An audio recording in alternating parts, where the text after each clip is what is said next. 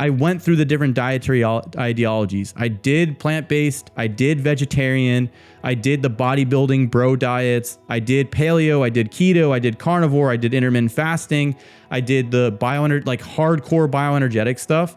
And not one of those diets did it for me. Not one of them was like the panacea that cured all of my health problems and my digestive stuff. How would you define a healthy gut versus a unhealthy gut? Because we're talking about an ecosystem. We're not just it's not like you just have one type of fish in your aquarium. How you prepare food can make a complete difference in how you digest it. And this is why antibiotics can be so potentially destructive, because you don't know what you're going to nuke out on top of the pathogen. Welcome back to Recommended Daily Value. Today, I had the pleasure of hosting the one and the only Mike Fave. And today we went into everything gut microbiome. So what the microbiome is exactly, and what we're looking for in supporting a healthy gut microbiome in terms of food, lifestyle interventions, and much more. Hope you guys enjoy. I will see you in there. Mike Fave, welcome back to the show. How you doing today? Awesome. Thanks for having me, man. It's always a pleasure. Yes, sir. Always great to catch up. So today we are talking about everything gut microbiome. So the bacteria in the gut, all that fun stuff. And to preface everything, I just wanted to give a brief background on the microbiome. So Mike, feel free to stop me at any point, and if you have anything to add or take away. So the microbiome is basically the home for all microorganisms, including bacteria, fungi, and everything else that reside in our body that aren't human cells. It's basically where there's any interaction between our cells and the outside world is considered a microbiome. So you have the oral, the skin, and the gut microbiome are the ones that are most commonly mentioned. Today, we're going to focus on the gut microbiome, like I said. And then within the gut microbiome, we really want to limit the extent of the gut microbiome to the large intestine or the colon, which is where our digestive process sort of ends and where you start to generate feces or poop and all that good stuff and get everything out of the body. Now, a lot of the issues with the gut and the gut microbiome occur when bacteria are able to enter the small intestine in mass. There's always some bacteria in the small intestine, just not usually a ton, which is where we perform most of our digestion and nutrient absorption. And then within the gut microbiome, you have loads of bacteria. Some people would say some are good and some are bad. We'll talk about that today. And they will basically digest most of the food that passes through the small intestine that we aren't absorbing. And then whenever bacteria start to ferment anything or digest it, they begin to turn over, which basically means they die. And when they die, they release some endotoxin, which is like kind of half of the bacteria that dies off and can enter our bloodstream, which can cause a lot of inflammation and a bunch of other not so good things. How are we tracking there, Mike? Pretty good. All solid so far. Cool. Anything you would add or take away there? I think to frame it for people, the way that I usually go about with clients is your digestive tract can be kind of divided into two portions. So you touched on this, and it's important to divide it into two portions because it gives you an idea of like what goes on in different areas. So you have the stomach and small intestine, which don't really have that much bacteria. And then you have the colon, which has tons of bacteria present. And so the stomach and the small intestine are geared towards breaking down the food and absorbing nutrients. And then the colon doesn't really break much of the food down besides with the bacteria breaking things down. And then you have like some absorption of some components, but really like the nutrient absorption and whatnot, the particularly macronutrients, protein, carbs, and fats are absorbed in the stomach and the small intestine. And so in the colon, it's fine to have a bunch of bacteria to some extent, like you're going to have them. Whereas in those other areas, the stomach and small intestine, relatively speaking, compared to the colon, there's significantly less, as you mentioned. And the reason for that is these areas are, the stomach and small intestine are trying to absorb that nutrient. So you don't really want to have a bunch of other organisms in those areas competing with you to absorb these different nutrients. That can cause a bunch of problems. So that frame is important. And the reason why we go there is because inside like the pro-metabolic or bioenergetic sphere, people talk about like the sterile gut stuff. And the small intestine and stomach are going to be sterile relative to the colon, but the colon isn't really going to be sterile. So like trying to nuke out the colon of bacteria to minimize endotoxin isn't like a solid long-term strategy, right? So that's the kind of the preference. And the reason I think people want to nuke out the bacteria in the gut is because of this endotoxin portion that you talked about, which is like the cell wall of gram-negative bacteria. There's other toxins that can be produced by bacteria, both gram-negative and gram-positive. So it's really bacterial toxins in general that are the problem. Now, obviously, not all bacteria are producing toxins. Some are producing more than others. Some have beneficial effects to some extent. But ideally, you want all of that stuff going on in the colon. So the colon is more about managing this ecosystem of bacteria in the colon, kind of like having your own little aquarium in your colon. You want to make sure you don't let it overgrow with algae or whatnot. So you want things to be situated pretty well in the colon, but you don't really want to have a bunch of bacteria sitting inside the stomach or small intestine, because then you're competing for nutrient absorption. Yeah, that was great. So, and basically what you're saying there is we want to keep the first half, the stomach and small intestine, pretty low on bacteria so we can get all the benefits of the food we eat. And we kind of want to leave the latter half, the colon and the large intestine, to itself, because it's naturally going to have a lot more bacteria and it may or may not provide some benefit. Yes. Yeah. So I think if you had a dysbiosis in the colon, so that ecosystem's pretty bad, right? Like some pathogenic stuff going on, that is like hands down not going to be good. Like many of the clients I work with who have problems with the colon, like even if everything else is good, like their diet's situated and whatnot, basically every time they're eating food, the food's going in, feeding the pathogenic overgrowth, and then they're having problems. Whereas on the flip side, if like there's not really a pathogenic circumstance in there, then like everything is good to go in most circumstances. And then I wouldn't like start loading up on tons of bacteria and all this fermentable substrate to try to increase the further bacteria there. It's more like if you have a problem, then you want to modulate and fix that ecosystem. But if everything is working well, it's like if it's not broke, don't fix it kind of mentality, because it can get a little touchy when you start messing around with that ecosystem and doing like some of the crazy things that get promoted online. And it is one of the gut is one of the most finicky and difficult areas to address and situate appropriately, because any food you're putting into that system, if you have a problem there, you basically will be poisoning yourself, because the bacterial dysbiosis will produce products inside the colon that'll poison you. And so it makes it hard to like troubleshoot and figure things out. And then the bacterial metabolites and then some of the inflammatory mediators and things like serotonin, histamine, substance P, the different cytokines that get released from a response to these bacterial components have a wide ranging negative effect on all the hormonal function and metabolism in general. And some of the research studies, they literally refer to the serotonin is kind of like the brake on metabolism. So if things are good, that's great. Dial in the diet appropriately, like get micronutrients, macronutrients, all that type of stuff, manage stress externally. But if things are going bad, like the gut is one of the main areas to focus on and correct, because it can be a monkey wrench in everything else. So you mentioned gut dysbiosis there. And if we were to take a couple steps back, how would you define a healthy gut versus a unhealthy gut, or at least like in relation to the gut microbiome? Yeah, so that's actually a really great question, because I kind of like jumped into like 0 to 60 real fast on like the perspective. But yeah, to define the healthy gut microbiome, I think the first step is to understand that the gut microbiome itself is an ecosystem. So it's not one species. It's not like there's this one species in the gut and that's it. You have a variety of different species of microbes, not only bacteria, but you have archaea, they're not bacteria and not fungi. Then you have fungi, and then you have bacteria, and they're interacting with each other. It's like basically like a open air market that you see in the movies, like all these different people trading with each other and making deals and this and that. So like the microbial species in the gut are doing the same thing, and it's more about having the ecosystem work appropriately. I don't think there's like this perfect microbiome that we have established yet. In the research, you see general trends where certain bacteria have specific benefits, and being low in certain one of these types of species are associated with these disease processes. But I think overall, I tend to look at it mostly as an ecosystem. So from there, in order to determine like whether your ecosystem is good or bad, it's kind of hard to have like a fully subjective approach like that. But essentially, if you have, pathogenic species, so basically negative species, they produce a lot of toxic components.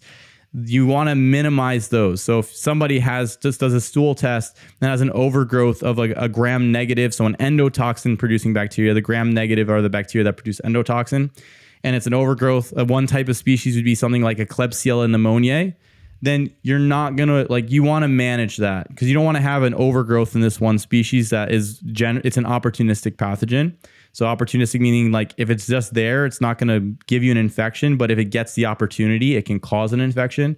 So if you have an overgrowth of something like that, or some type of fungi like a candida, it's overgrown in the gut, or some type of parasitic circumstance like an Entamoeba histolytica, then you want to manage those. So that those are like clear red flags that things are going off, and those overgrowths of those things can worsen and signal and create dysbiosis in and of themselves. And they are also likely a product of dysbiosis, or you picked up a pathogen traveling in Asia or something like that.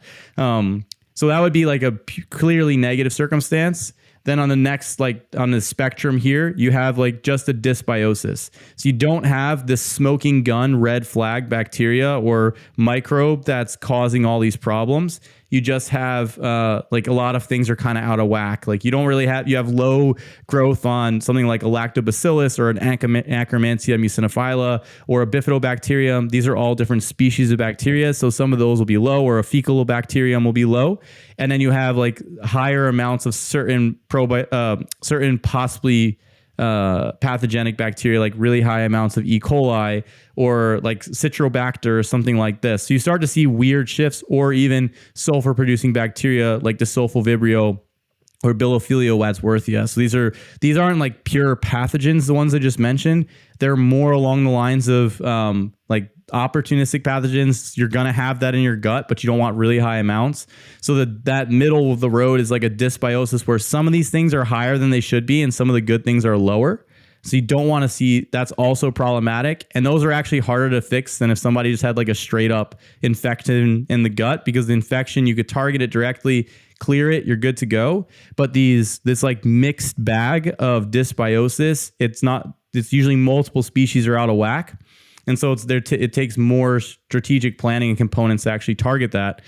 And then on the opposite side, if you had like a solid gut, like your gut microbiome is good, you don't have a high amount of these opportunistic pathogens, you don't have this obvious red flag pathogenic species, and then you're doing quite well on some of those beneficial species I mentioned, different strains of Bifidobacterium, Lactobacillus, the Faecalibacterium, Akkermansia, species like this are in a good spot.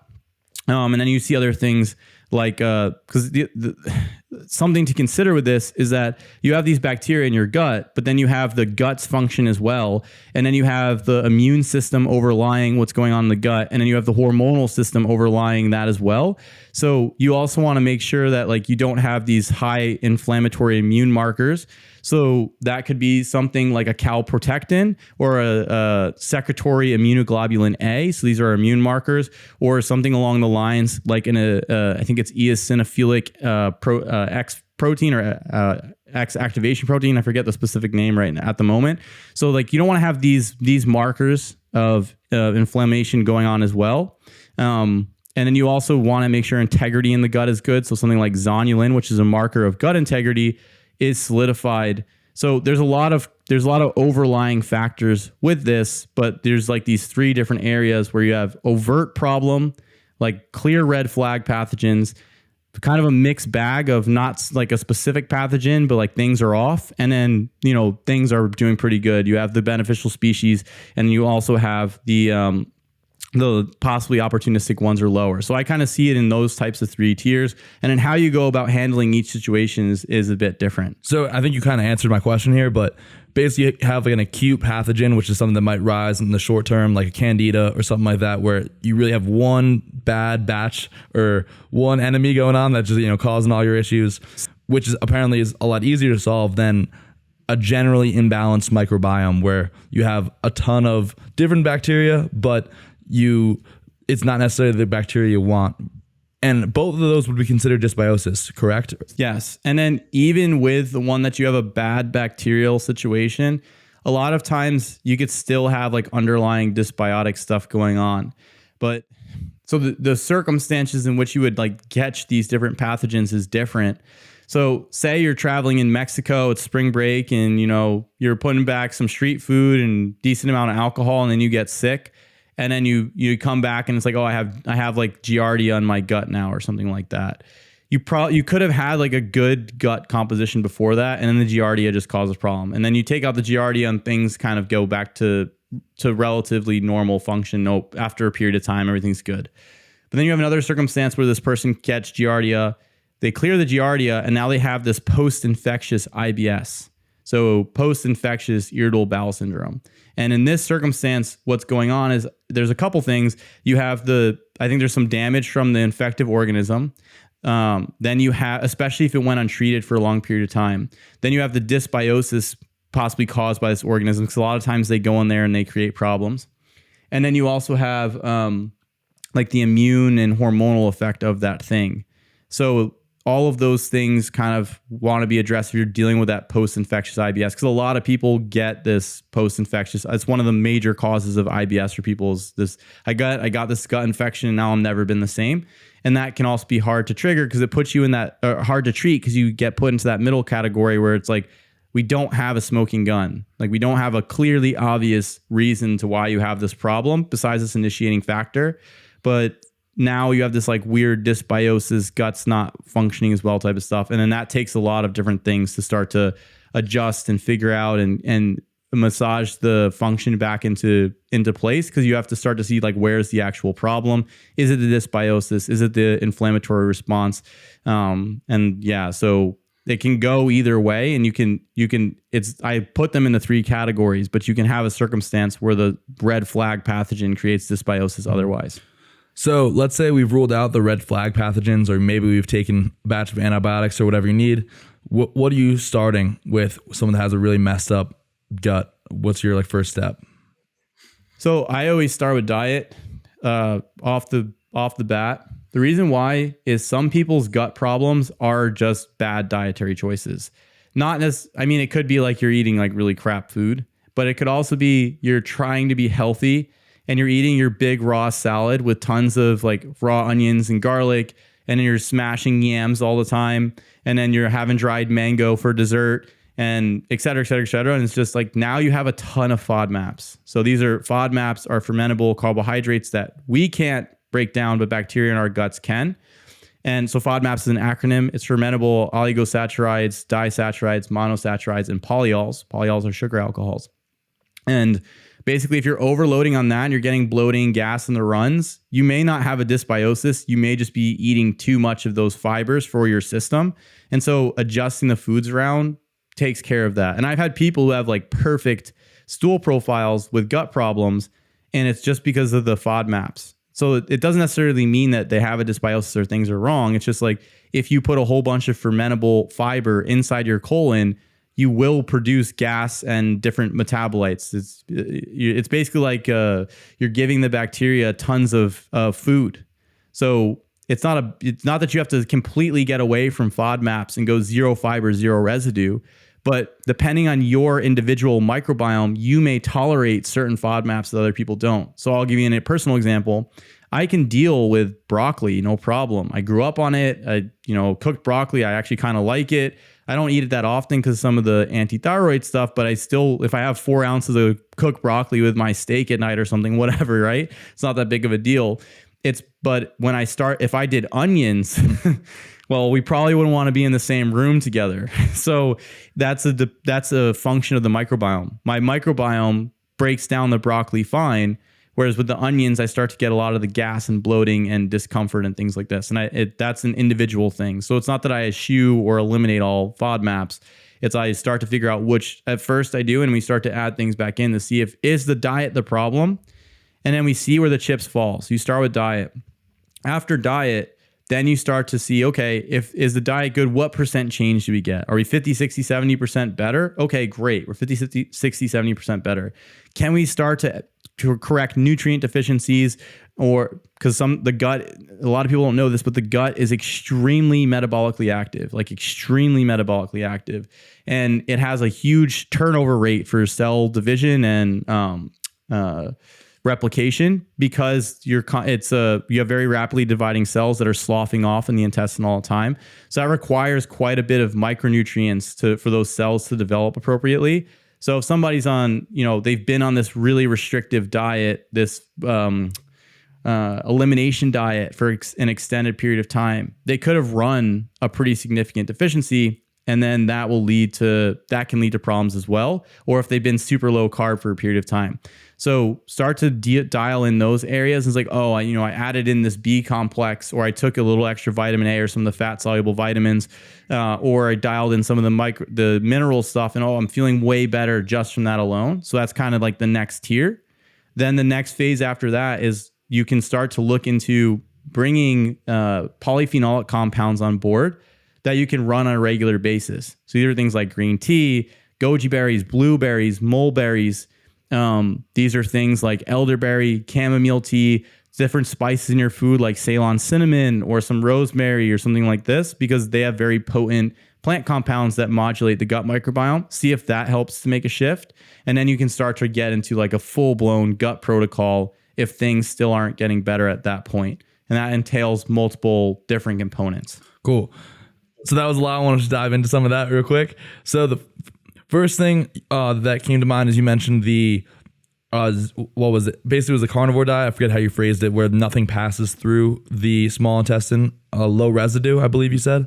Yeah, low residue. And so the intention of that is basically to leave nothing to the colon. So the bacteria can't really access them and starve out things. Do you see a lot of issues with that? I know the carnivore diet is known to help a lot of people's guts, but long term, do you see it also mess up people's guts when you're kind of starving out the bacteria? Yeah. So another really great question, Tyler. What I see with the carnivore stuff is people's gut symptoms do get better on like keto, carnivore, low carb, paleo, especially if they like specifically are targeting this low residue, low fiber intake. The problem is that's symptomatic management, because if you have like a serious dysbiosis, so say for example, we're going to take, what's her name? Michaela Peterson, right? She's a younger, and this is not bashing her. Like this is just using her as like a good example, because this is somebody who found benefit with the diet. So she had a pretty severe autoimmune disease. I think it was rheumatoid arthritis. And basically by going carnivore, she eliminated her problems, or her, the RA to a large extent, right? Or at least that's what she describes or mentions. And then she created the Lion diet around that, which is basically just a carnivore diet. And the thing is that I think when you start looking at the autoimmune diseases, what you start to see is there's a large component of gut bacteria involved in that autoimmune process, because the change in the gut bacteria can start to alter what goes on with the immune system. And then that can lead to a variety of weird effects. So as another example, you have the disease process of ankylosing spondylitis, which is basically the spine. You get serious inflammation along the joints in the spine. And whereas RA is serious inflammation in other joints throughout the body, and it's immune-derived inflammation. It's not like direct injury inflammation. And in RA, what they find is there's a low-starch diet. I think Dr. Alan Erbinger was the one who kind of found this or discovered this. And when people go on a low-starch diet with ankylosing spondylitis, they go into remission. So that joint inflammation along the spine starts to drastically decrease. And so I think with Michaela Peterson going on the carnivore diet was kind of a similar setup to that, because she basically, a lot of the problem could be related to immune dysregulation, partly around what was going on with the microbiome or her microbiome. And then when she went on this really low residue diet, she didn't provide this fodder for the microbiome to start to ferment the different components in the food and then produce these toxic bacterial metabolites that were inducing the inflammation throughout her joints and different areas in her body. And so did it help her? It clearly, at least from what she claims, I don't know her specifics, but the problem is like I don't think that that's a long-term solution to necessarily fix that problem, because you're just removing the fermentable substrate from the colon. The other thing with the carnivore diets is you're eliminating like a lot of crap from the diet. So it's meat and high quality monounsaturated, saturated fats, and then maybe some other animal products, but most people's like salt, water, and meat. And there's like eliminating all the toxic industrial additives, all the seed oils, allergenic foods that people have tons of issues with. So it's not just about the carbs or the plant foods. There's like all of these things, there's a lot of nuance in there that she eliminated that could have also been a benefit to her. So I think that it's helpful to make these eliminations. Those things can make a difference and improve the health, but I don't think it's a long-term step. I think this is a specific intervention that somebody can do if they're really in a bad spot, but I still wouldn't do it without the carbs, because long-term you'll drive that stress process and cause issues. And then I would still try to modulate the gut in some type of way so that this individual is able to actually tolerate a broader range of foods, because the carnivore diet has a lot of limits in terms of the different nutrients that you bring on board and whatnot. So you can run long-term nutrient deficiencies and imbalances, and you can create other problems with the stress hormones and thyroid function from running that long-term, like basically zero carbohydrate diet. So it's an intervention. I don't think it's a long-term dietary strategy. I don't think it fully addresses the problem. And then to the second point of your question, does it work? Can it worsen dysbiosis situation in the colon? I think yes. And the reason why I say that is because even though it's a low residue diet, about 5% of protein that you eat, which that diet is like very heavy in protein, still makes it to the colon. And the amino acids that are in that protein, so the protein is basically composed of strings of amino acids, can be fermented by the bacteria, and then the bacteria can make toxic metabolites from those amino acids.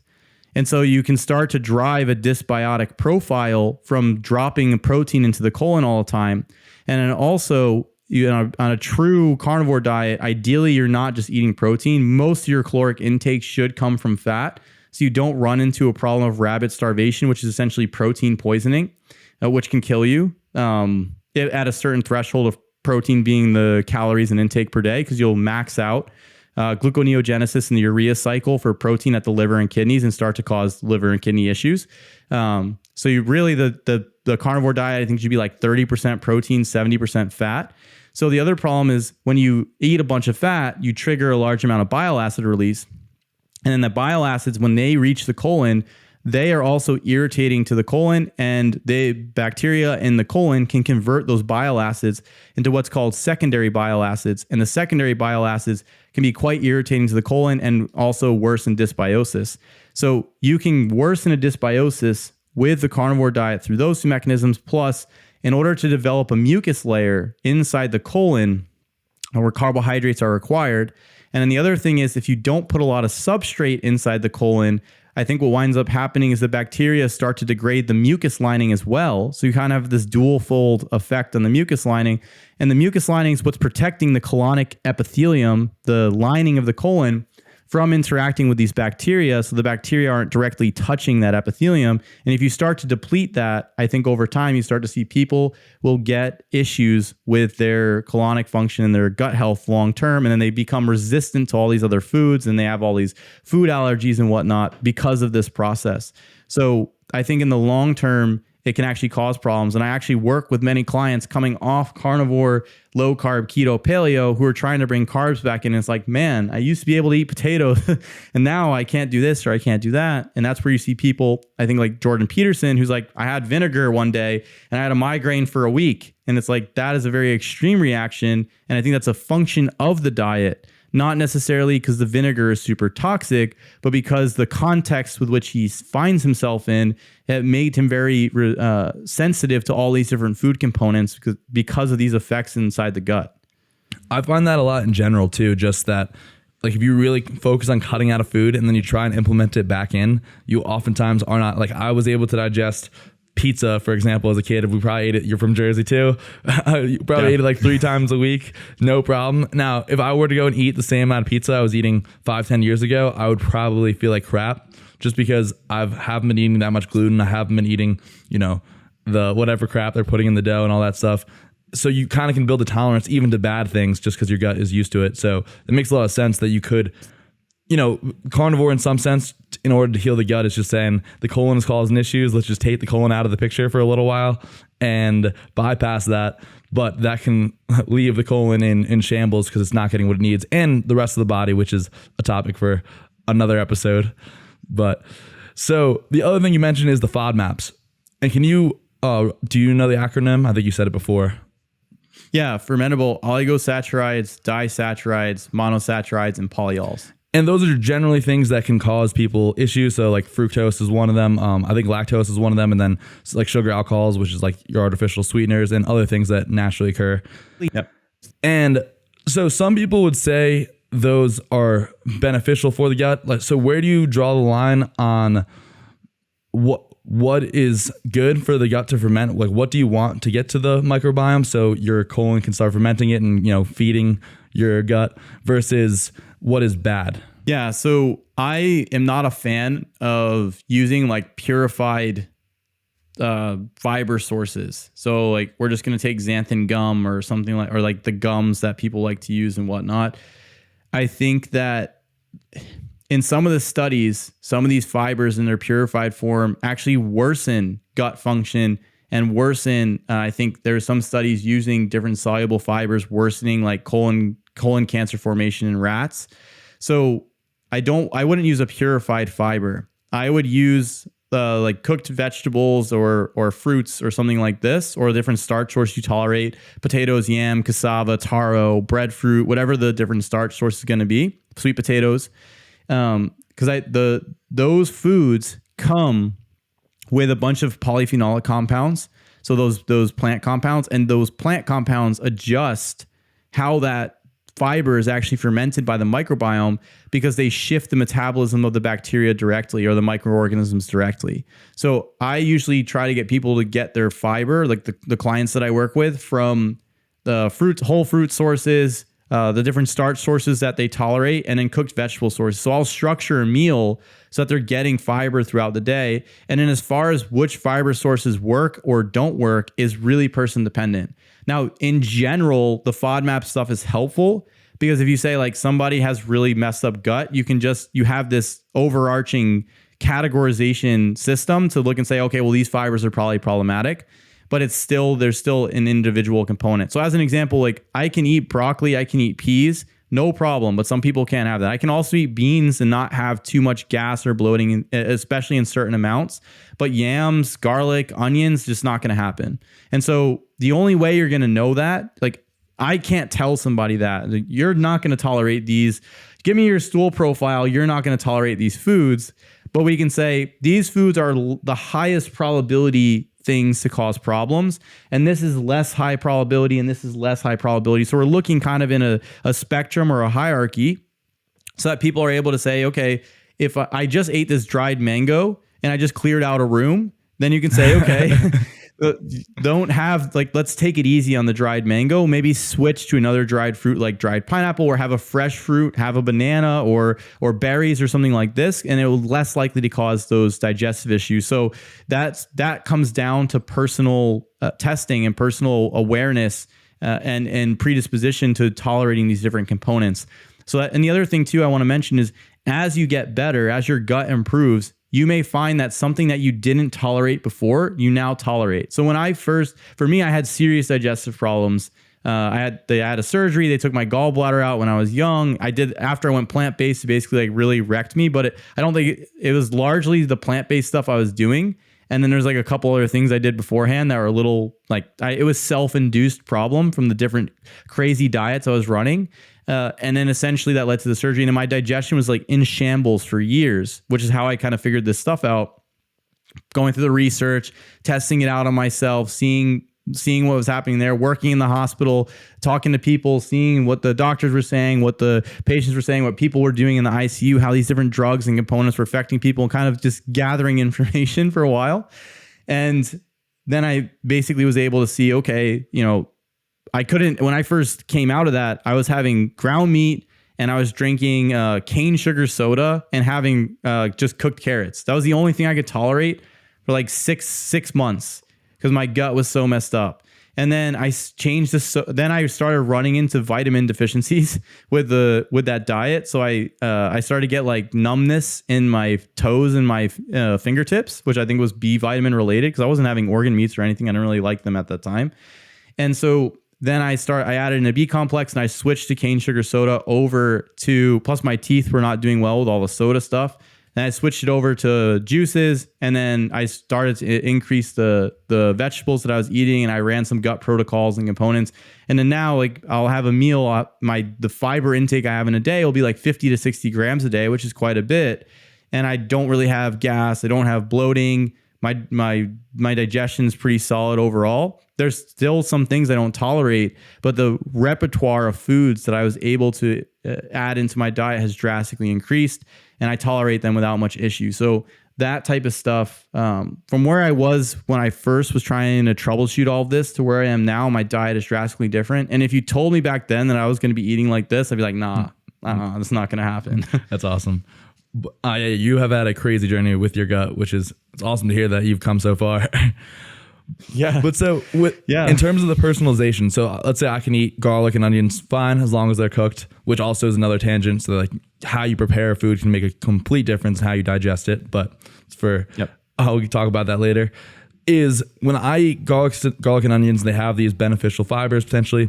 Could that be good for me, even though if you ate it, you would digest it poorly and it would be bad for you because of that? Yes. And if you look in the microbiome studies, on different animals and humans, you generally see like all these different fibers have all these beneficial effects across the board. And there's some circumstances where they don't. So that's especially when they start using the purified fiber stuff, you get really hit or miss responses. But with a lot of these like garlic and onions have these sulfur compounds in them that have quite beneficial effects if you tolerate them. And so if you tolerate it, it's fine. But say the other thing is, just because you have bloating and gas doesn't necessarily mean you have a dysbiosis. So there are two different things. And that's why I fixed the diet first. Because if you just have bloating and gas and you're eating onions with all your meals, it's because you're eating onions with all your meals. It's not because you have this gut dysbiosis and you need, gut protocol 5,000 to solve that. That's where it's important to like start to rule things out in a systematic fashion so that you don't wind up going on plant-based and doing crazy diets and then getting your gallbladder taken out when you're 17. So it's like, first do no harm, try to figure out the low-hanging fruit and then work towards the very specific stuff so you don't have to go see the surgeons like, yeah, it's your gallbladder. I know it's your gallbladder. You'll have no problems once I take it out. And then it's like, proceed to take out gallbladder, years of digestive issues afterwards. So you don't want to run two super damaging things to yourself. So it's important to do that. But yeah, if the other thing is, if you have some bloating and gas from a food and you don't really have a dysbiosis and you're fine with that bloating and gas, then it's not really that big of a deal. Like sometimes I'll eat some foods that I know will give me some gas and it's just like that. I know I'm going to have it. I choose to deal with it and that's not a problem. So that's also fine. Doesn't always mean it's a problem. But if somebody is tolerating a food, or if somebody's not tolerating a food, it's like making them miserable. It doesn't really matter what the study says. It's like that garlic and onions are God's gift to man. If you're bloated, gassy, and you feel terrible when you have them, it doesn't go with your personal experience.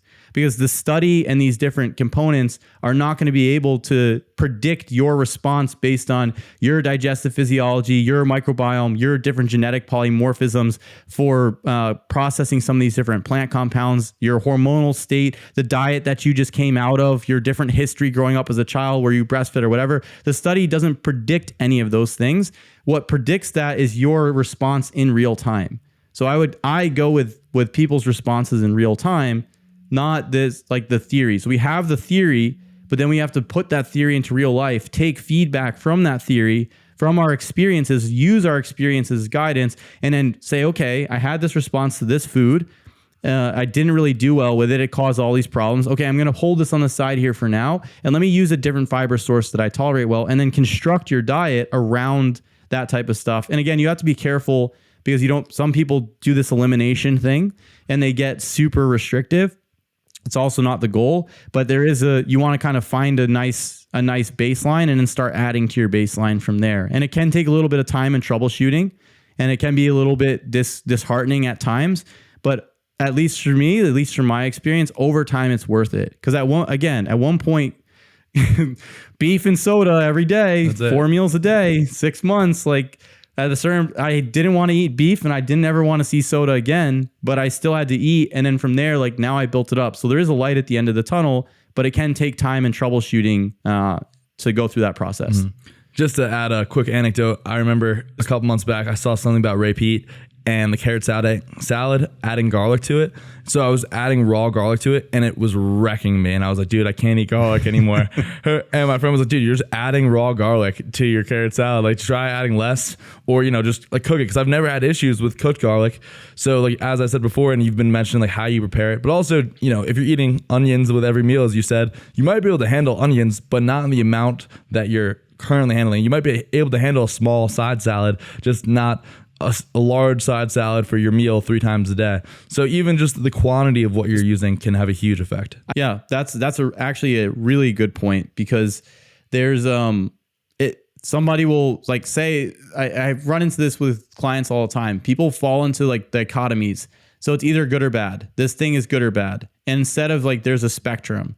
So I can have 3 bananas a day, but if I go into 4 bananas a day, it slows down my digestion. So it's like, okay, sit at 3 bananas a day, or sit at 2 bananas a day, and then find another fruit or use another starch source. Like figure out, it's the same thing with people. It's like, do I have to eat all this juice and fruit? No, if you prefer and you tolerate starches better, load up, start making potatoes and sweet potatoes. Like each different food has pros and cons. That's not only from the health benefits of the food. So like white rice, for most people, is super digestible, but it's really nutrient poor, right? It doesn't really have that much nutrients. But if you can't digest sweet potatoes, even though they have a ton of nutrients or compared to white rice, if you're bloated and gassy and you feel terrible, stick with white rice and then circumvent that by adding in other nutrient-dense foods. So it's about finding this kind of balance or setting up this diet specific to you, tailored to you, that is based on things that you tolerate and work well with. So another example that's not even food related is from a time perspective. So cooking starch all day long, like rice and potatoes, can be a huge pain. It's way easier to just plug away juice because you don't have to cook it. You grab it out of the fridge and dried fruit or fresh fruit and you're good to go. So if you have a time constraint and you still want to eat enough carbs and you tolerate those foods, put your starch at night, and then have the whole fruit and fresh fruit and dried fruit and juice and whatever over the course of the day. Hit your carb target, use foods that you tolerate. You'll get the nutrient density. And then at night you plug the starches. So there's a lot of different components to balance when you're setting up the diet. But I think one of the primary principles that's coming out here to discuss is that this is really about tailoring to the person, specifically dialing into the person. For me, that's what I do with my clients, because for me, I went through the different dietary ideologies. I did plant-based, I did vegetarian, I did the bodybuilding bro diets, I did paleo, I did keto, I did carnivore, I did intermittent fasting, I did the hardcore bioenergetic stuff. And not one of those diets did it for me. Not one of them was like the panacea that cured all of my health problems and my digestive stuff. It was more, there was specific principles in each one of these diets that had a huge benefit, but some of the other principles didn't really work. And so once I started pulling from these different areas and then saying, ooh, I'm gonna have a little bit of this and a little bit of that, and then tailoring it to myself, that's where I was like, okay, I have this dietary system that works specifically for me. I know why I'm doing these different things. I've set it up appropriately, and now I can run it, and now I can keep adding to this thing. So it's like really relying on my experience, understanding the theories and whatnot behind it, but like then putting it in real life and saying, does this work? Does this not work? And then and then going from there. So that was like a huge component for me overall, instead of being stuck in the dogma of Ray Peat says, or I don't know what Mark Sisson says, or whoever the guru du jour was at the time. It was like, well, this is some interesting information that Dr. Peat's sharing, like this idea of stress. And then this understanding what's going on with the microbiome, like that's also really interesting. And then like the effect of the microbiome on the stress system. So it's like, how can I manage my microbiome, also get this nutrient density, minimize the toxic components that you can talk about inside the carnivore diet, and then also manage my stress effectively. And so it's like, oh, there's these different pieces that I can start to adjust it and work with, instead of like wholesale, all carbs are bad, or all animal foods are bad, or all plant foods are bad. Because I haven't really ever seen that play out well. Usually it works in the beginning when you change stuff, but it's not just because you're eliminating this one thing. It's because you're changing all of these things and you're conflating that or assuming that was just the one thing that made the difference. Yeah. So let's say we get you on a solid diet, like you're eating some fiber, carbs, protein, fat. How important do you think is it to sort of eat the rainbow, right? Like not just maybe eat almost the exact same thing every day, where you're having different starches, you're having different fruits, you're having different sources of proteins for all those effects on the microbiome. So I don't think that, in my experience, I don't think that you need to have, the super varied diet. If anything, I think variety can actually cause problems because sustainability becomes an issue.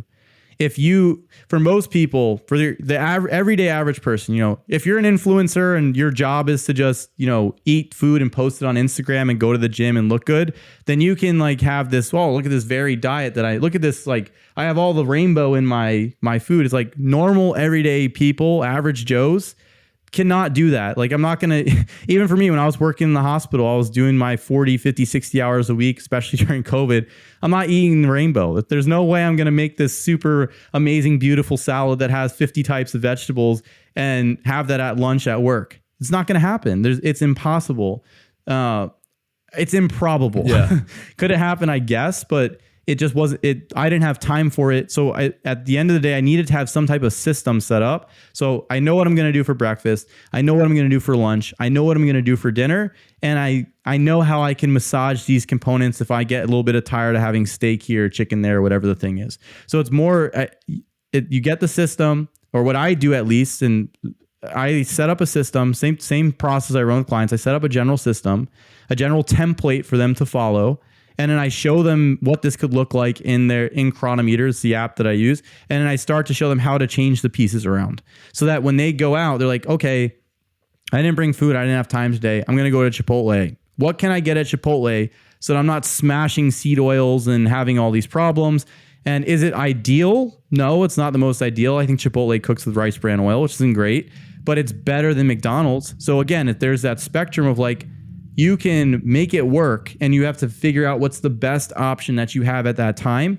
And if you have this structure in mind, this heuristic, this formula for your meal, then you can say, okay, I'm going to go here. I'm going to get a fruit juice. I'm going to get the guac, and I'm going to have the chicken. Maybe I'll get a little rice, and then I'll be good to go. I got my fat. I got my starch. I got the chicken. I put some tomatoes and veggies on there, and then I have my juice. No problem. Easy. There you go. You situated your meal. It's not 100% the most ideal everything. It's not ancestrally consistent or whatever, but it gets the job done for what this person needs inside their life. And so I think that's the context that I come from, is like, what does the everyday person need, and how can they live a healthy life and set up a system so that they can like improve their health, hit whatever their goals are, whether that's weight loss, managing their gut, dealing with an autoimmune disease, lowering stress, coming out of a very restrictive dietary background, whatever that goal is, and then have sustainability about it. So that's what I focus on. And a lot of people eat in general around the same things on a regular basis. I had one guy I was working with, and he's like, I really need variety. And so he puts his food in the Chronometer. I'm like, okay. So we look at breakfast. Monday's a bagel, Tuesday's waffles, and Wednesday's pancakes. And it's like, my friend, it's bread 3 times. They're not really that different. It's just bread prepared in different ways. Different shapes. Yeah, different shapes of bread. So that's where a lot of people start out with wanting variety. And then when you get into the like real life of having to run this, you have kids, you're working, you have to travel, whatever the thing is, you're like, okay, this variety thing is not going to work. So you can set up the system and then like make it modular. So, okay, we're going to have a vegetable, we're going to have a starch, and we're going to have a protein and maybe some fruit. That will be our dinner. And then maybe today's protein's chicken. Tomorrow we'll have some cod. The next day we'll have a nice beef short rib or something like that. And you just have that structure in mind. You could plan out your grocery shopping. You can do a crock pot type of thing. And so that's where I go with that. And then in terms of microbiome, do you have to have all of this specific like 50,000 plant foods because the Hadza have 150 different plant foods in their diet on a weekly basis? I don't think that that's 100% necessary for people to have decent health. I mean, you have the enough micronutrients, macronutrients that your body needs to keep stress low. That's your vitamins, your minerals, and your carbs, your protein, your fat, and your adequate fiber for what your system tolerates. And then find the foods that work for you and then, slowly expand the options that you can use on a consistent basis, and then kind of go from there. Like that principle of I need to have all these different fibers and whatnot, I don't prioritize that. If you wanted to add the different plant components, you have your coffee in the morning, your green tea in the afternoon, some chamomile tea at night, like things like that is where I would start to do it, instead of try to have like 5 different types of vegetables on your plate. Cause it's going to be hard to actually do that on a consistent basis. Yeah. So it could be useful, but it's definitely not necessary for, maintenance of optimal gut health. No, it's definitely not. That doesn't make or break people's health in my experience. That's not like I did this and that was the thing. That's kind of like an ancillary piece. And it's also hard when you try to do that to figure out what's working for you or what's not. So if you have like a salad with 50 types of vegetables in it and you don't respond well to something, and every time after you have that salad, you're getting bloated and gassy, and maybe you're getting a little sleepy after, and then you don't know what it is, like good luck, like trying to figure out what that component is. Mm-hmm. Yeah, it makes sense. So speaking of God's gift to man, where do you land on a lot of the dietary supplements that are super popular right now? So we got probiotics, prebiotics. I know your favorite is apple cider vinegar, straight to the throat. And then also things like, the dietary supplements. So, the Ray Peat things, the white button mushrooms and the carrot salad. Yeah. So the probiotics, let's start there, right? And then we'll go through each one. Probiotics, super hit and miss. Some people, like some of them, for some people, game changers, absolute game changers. For other people, will wreck you. So I'll give an example, personal one. When you look at probiotics, you really want to select them appropriately. So you want to get a probiotic source that has the specific strain mentioned of that species. As an example, one is Bifidobacterium longum, BB536. That is a type of bifidobacteria. That's a species of bifidobacteria with a certain strain. That strain of the bifidobacteria is specific because they've tested it in the research and they know it has XYZ effects. Does it make it through the stomach acid? Does it survive bile acids? Does it have this effect on the immune system? Does it change constipation in this group of older adults? Like, you can see those things for that specific strain. So it's kind of like if you were to buy an herbal supplement, you could just get ashwagandha, or you can get ashwagandha standardized to 2.5% with enolides. So the withanolides are the actual active ingredient. And so you want to know how much you're getting so that you can see how much active ingredient I'm getting. Because that would be like buying an antibiotic and saying, oh, I'm going to get penicillin. And it's like, yeah, this is penicillin, but you don't know how much is in the capsule. Yeah. So that's where like standardization in the strain stuff can be quite helpful. The problem is I read all these studies and all these different probiotic strains. And so I was like, oh, I got this probiotic. It had the specific strains. I researched all the strains. And then I took it and I had the worst brain fog of my life. And then I've come to find out that some of the strains are D-lactate producing bacteria, and I just didn't respond well to it. So then I stopped it. It felt immediately better. And I tried this other probiotic, and it's like, oh, wow, I feel quite good on this, but this one didn't have any of the strains listed. So I couldn't figure out which one was having the benefit or not. It just had like Bifidobacterium longum, Lactobacillus acidophilus, and it didn't say like which type it was. So that's the problem with probiotics. They're super hit and miss. I've tried at least 50 or 60 different probiotic brands. I try all the supplements so that I can tell clients like, oh, you can expect this or that, or this was my experience and here's what the research says. Because again, testing things out in real life is super important because you can have these ridiculous responses that technically the research doesn't say you'll get.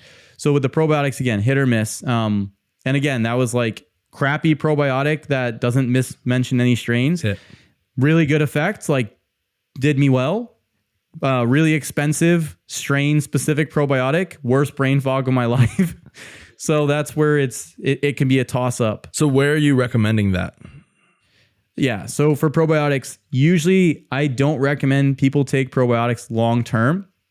What I usually recommend people do is use probiotics. So if they run a gut protocol or they're having some gut issues, if it's very minor, you could just run probiotics or something like spore biotics together for a short period of time. See if that gets the job done. If it's just like a dysbiosis thing. So you change the diet, you run those simple things. A lot of people I work with, oh wow, I actually feel better. The other thing is if I run a gut protocol with somebody, after I tend to shy away from antibiotics because I find that a lot of people have bad responses to them. Or the responses are also variable. So some people are like, wow, I took this antibiotic, it's great. And then other people are like, oh, I have really bad digestion now. So it can go either way and it's hard to predict. But after I run a gut protocol, I will bring probiotics on board just for a period of time to reseed the gut. Because if you start running antimicrobials, you'll start to pull out different niches. You'll open up niches inside the ecosystem. And the goal of the probiotics is to minimize recolonization with pathogens or potentially opportunistic pathogens or overgrowth of things like Candida albicans or whatnot. So the probiotics can be helpful there. Or, for example, something like C. diff, Clostridium difficile, which is an infection that you can get after depleting your gut microbiome using a bunch of antibiotics. So using probiotics, certain strains have been shown in the research to be possibly helpful in minimizing overgrowth of these things. So I use those things there. And as a side note, inside the rat studies or the animal studies, the way they get probiotic strains, or like say they do the fecal transplants to stick, is they actually stick better if you run antimicrobials first. Because again, you're clearing out the ecosystem, creating openings for other species to come in, and then you're adding those species. Whereas if you just add them in, you have a city that's populated and you're trying to bring new people into the city, but there's no apartments available. So it's kind of the idea, at least. Oh, so what about like prebiotics and like maybe an activated charcoal too? Yeah. So I wouldn't put charcoal in the same category as prebiotics. Okay.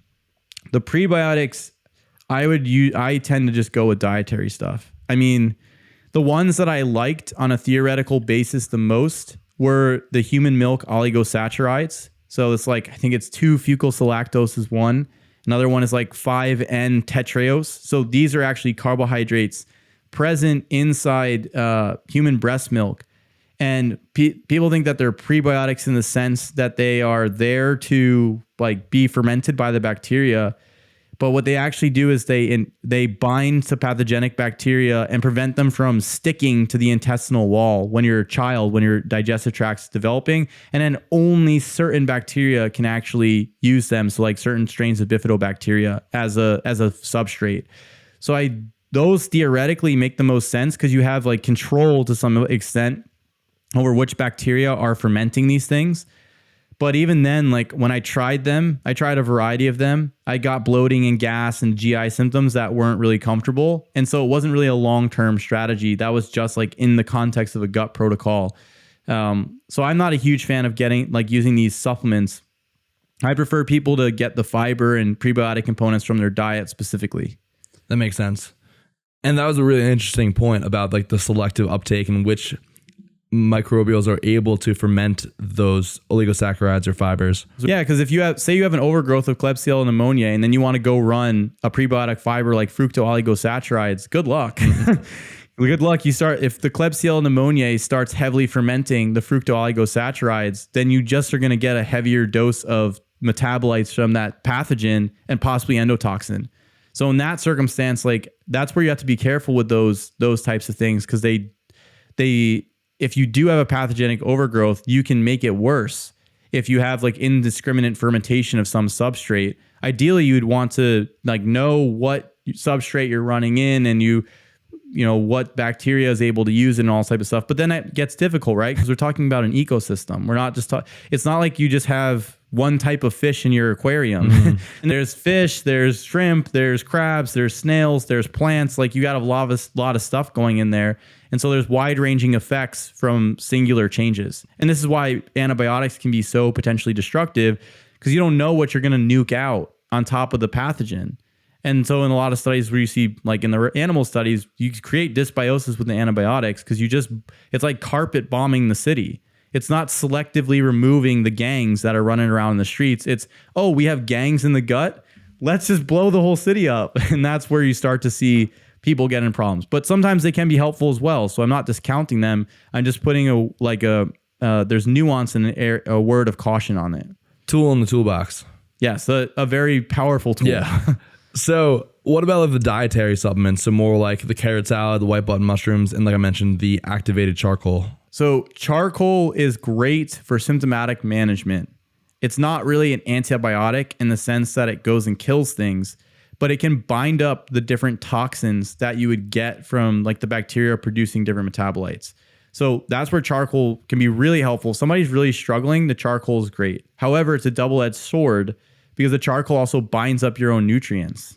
So you don't really want to be smashing charcoal every meal and locking up all your vitamins, minerals, and macronutrients in this activated charcoal. What you want to do is you would want to take it away from food at night or early in the morning so that it goes and kind of clears some of the stuff out without binding everything up. So it's symptomatically, it's helpful, can bind up different toxic components, but I wouldn't say it's a cure. It's like helps you to get over the hump. Would it be useful for that Chipotle sort of meal too, where you're not getting a great meal? If for the Chipotle type of situation, the biggest problem with that is that you have these like cooked oils. And I don't know if the charcoal's really going to inhibit all of the fatty acid digestion entirely. What I would more do in that circumstance is make sure that I have some type of like polyphenolic compounds present with the meal. So that's like the vegetables and then the fruit juice or the fruits, and then maybe like have a bit of vitamin E or something available so that you can minimize the lipid peroxidation and things like this. So for me, that and even then, like I don't even tell people to do all that. I kind of, when I situate supplements with somebody, I try to make it as easy as possible. So cover your nutrient bases, just get that all done at breakfast. Because most people aren't going to like, oh, I brought my bottle of vitamin E to lunch with me. Like it's just too much. It gets out of control. So it's really important to, again, like sustainability with it, or like somebody, you have your fanny pack with your activated charcoal and your aspirin and your T3 and whatever else in the repeat sphere. That's not gonna, like, people aren't gonna walk around with that stuff. So I would just try to do the best you can in that circumstance and have, like try to have some good vegetable and good fruit source there, and try not to like eat really like a really fatty pork from the Chipotle, and kind of go with the steak or the chicken option. And then the guac and stuff will be fine. And ideally, if you want to optimize your health, eating out like every meal is probably not gonna be ideal. Like you're going to be sacrificing some health gains in that perspective. But if it is what it is because of the different constraints you have in your life, then go with what you can do right now. Don't stress yourself out about it, and just choose the best option that you have at your disposal. And then, so what about the carrot salad and the white button mushrooms and all that good stuff? Bamboo shoots. Bamboo shoots, I haven't tried before, just because most times you have to get them canned. And I was like, I'll just like, if I had to choose, I'm just going to go get carrots because it's just, they're readily available. They're cheaper. They're easier to do. So I would just use the carrots. So I haven't used the bamboo shoots. Theoretically, they need to be prepared appropriately, because the bamboo, I think, can contain some cyanogenic compounds that can affect thyroid function. So that's important. In terms of the carrot salad, I think I have seen it make some difference for people. I just don't think it's like a cure to gut problems by itself. So I have people use it. I think it's fine. I'm a fan of like the carrots, cooked carrots, having just a raw carrot with a meal, having the actual carrot salad. All of those are fine. For some people, it makes a difference. For other people, it's kind of neither here nor there in terms of what's going on with their gut. So I would recommend trying it out. Excuse me. I don't think that there's much negative effects from it in most circumstances. But the one thing I say is I usually use olive oil, salt, and my wife and I were using like white wine vinegar, and then throwing like cherry tomatoes in there and some dill, and then maybe like little bits of avocado and stuff to spice it up. But I don't really like the distilled vinegar personally. Like it doesn't taste as good as like a sweet balsamic white wine vinegar. And then the coconut oil is kind of a pain to use it because it's usually solid, especially because the carrots are cold. So we usually use like a high quality olive oil, like a Coratina variety or something like this, which is much lower in PUFA and higher in the polyphenolic compounds from olives. So that's oleuropein and hydroxytyrosol. So we'll use something like that. And then the dill obviously adds the polyphenolic compounds and things like this. So yes, we mix it up, we spice it up. from there, we make it taste really good as well. And then, so for the carrot salad, I wouldn't say it has to be coconut oil, white distilled vinegar, and salt and carrot only. I mean, that's Dr. Pete's recipe. So I'm not saying that it's bad. I'm just saying that from my perspective, I made some adjustments to it for what I like and for what we'll do on a regular basis. And what was easiest to repair, right? The olive oil was much easier than the coconut oil. And as far as the gut effects, I mean, for some people, again, it made a difference, but I haven't seen it like cure a gut problem like that. I think the people who notice the biggest benefit are people who are like hardcore Pete type people who are doing the milk and the orange juice as their majority caloric sources in their diet. And they basically have no residue. And then when they add the carrot salad, and it's like, oh, wow, I'm actually having bowel movements again. It's like, yeah, having a little bit of fiber is helpful. Yeah, that makes sense. Oh, what about the white button mushrooms? So the white button mushrooms, there's a compound in the white button mushrooms called, I think it's called garetine, which can be converted into something called hydrazine, which has some toxicity to the liver, which is why Dr. Pete recommended cooking it at really high temperatures or not really high temperatures, but cooking it for an extended period of time. So that alone makes it annoying to prep because you have to like boil up these mushrooms for a couple hours every week.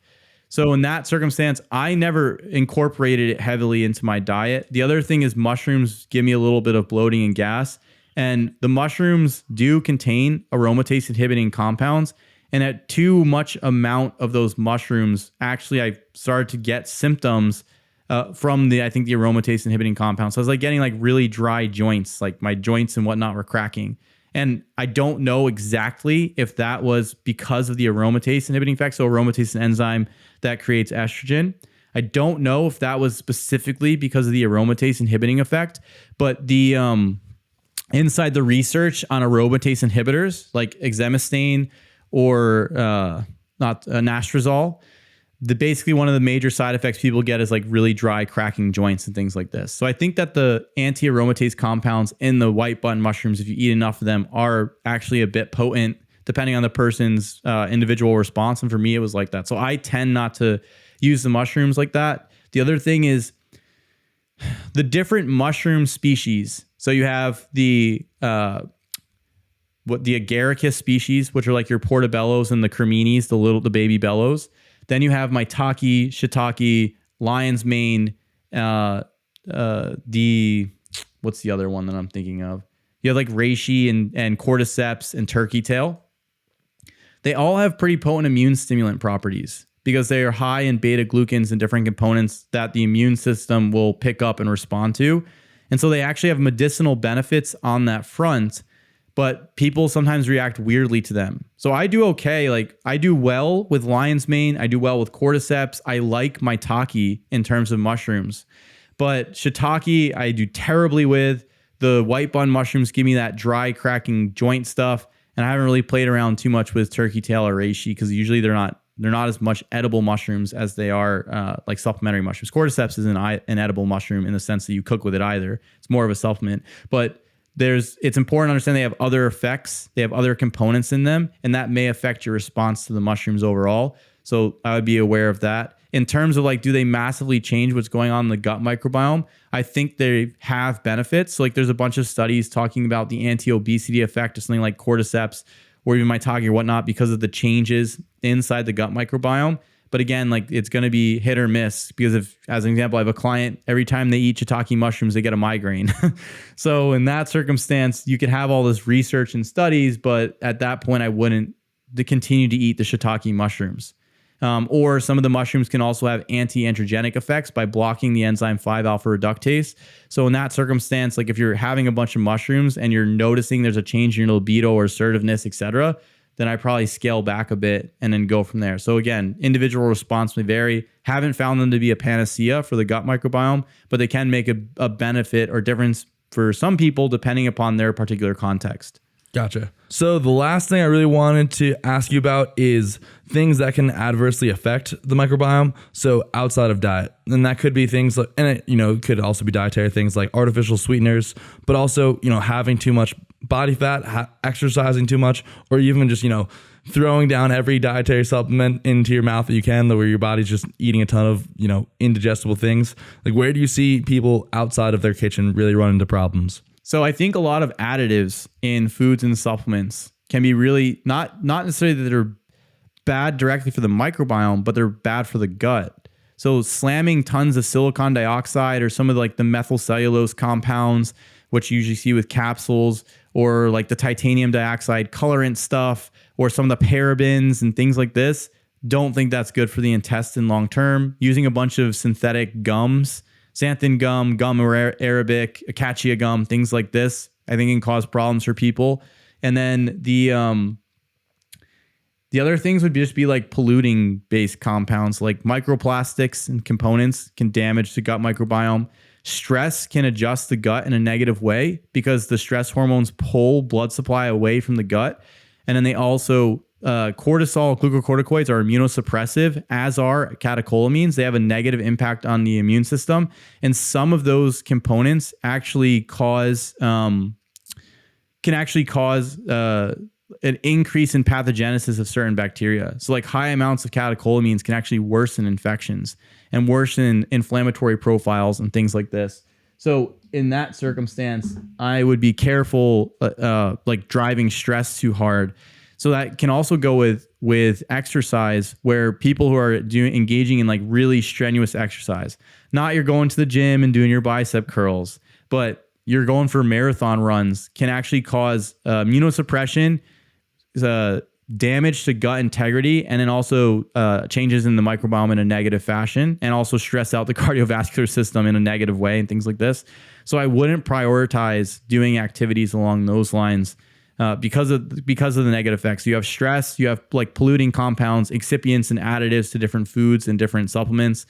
And then the other things that can affect you in the environment, I think mold exposure for some people can change the immune system and then like change the immune dynamic. And then that can shift and cause people to get weird reactions to foods and changes in the microbiome.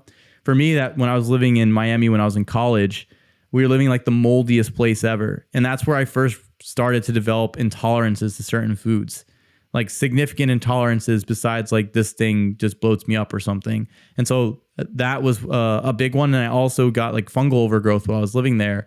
And I never had a problem with like fungal overgrowth before. So I think that was probably through some shift in immune function, immune dysregulation. Once I got out of it, I got a lot better.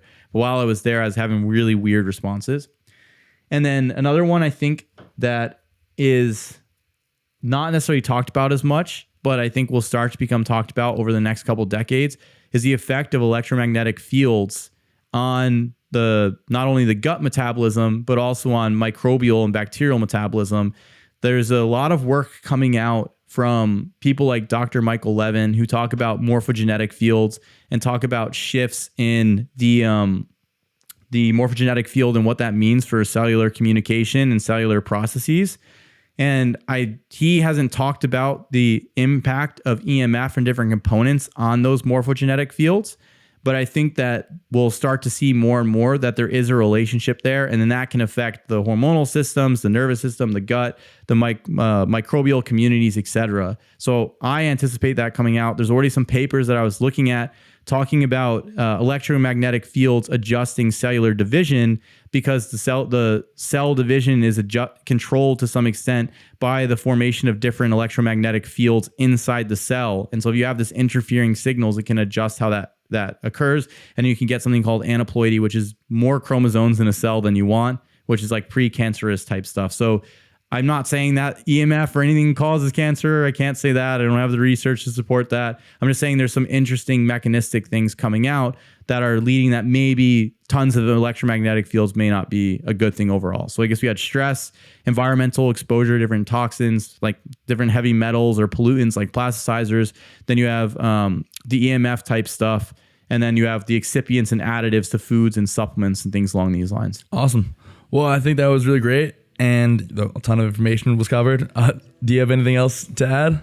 Nothing specific. I just, at the moment, we were talking about this before. I'm actually in the process of making a course to help people, guide people through the process of setting up their diet in this fashion. And I also have a guide on my website that people can check out to help them get started in structuring out their diet and tailoring it to them specifically. So if they want to check that out at mikefave.com, they're welcome to. But besides that, it was a pleasure. I'm happy to be here. Glad that you guys had me back on. Yes, sir. Thank you so much for hopping on, taking time. I really appreciate it. All right, guys, thank you so much for listening. If you made it this far, please go leave a 5-star review. It means a lot to me, and it takes a lot of work to get these out there. And you guys can go find Mike at mikefavenp.com. Mike does a lot of great work, and he also hosts a podcast with his co-host Jay Feldman, and he's coming out with a bunch of new content that you guys should all subscribe to. He's one of the best minds in our little Ray Pete world, and it's always a pleasure to talk to him. I really appreciate him for taking his time, as always. Until next time, guys, be good.